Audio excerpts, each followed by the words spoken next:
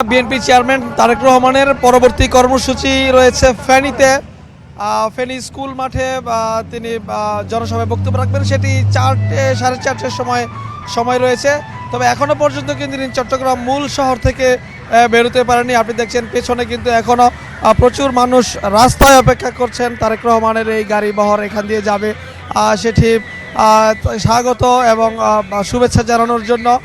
আমরা সকাল থেকে দেখেছি তারেক রহমানের এই সভাকে ঘিরে কিন্তু চট্টগ্রাম নগরী কিন্তু জনসমুদ্রে পরিণত হয়েছে। বিশেষ করে পলো গ্রাউন্ড ময়দান এর আশপাশে এলাকায় কিন্তু প্রচুর নেতাকর্মীদের সমাগম হয়েছে। বিশেষ করে তিনি যেই রাত্রি যাপন করেছেন যেই হোটেলটিতে, হোটেল রেস্টুরেন্ট থেকে কিন্তু সমাবেশস্থলের দূরত্ব খুবই কম, কিন্তু জনতার স্রোত এতটাই বেশি ছিল যে এই অল্প সময়ের দূরত্ব 5 মিনিটের রাস্তার দূরত্ব কিন্তু তাকে প্রায় 40 মিনিটের মতো সময় লেগেছে সভা মঞ্চে উঠতে।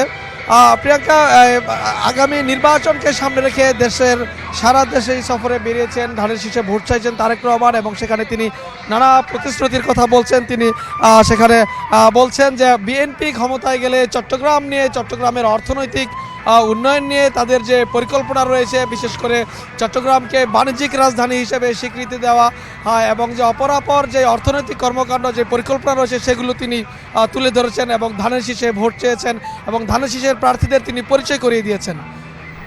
প্রিয়াঙ্কা, এই ছিল আমার কাছে চট্টগ্রাম।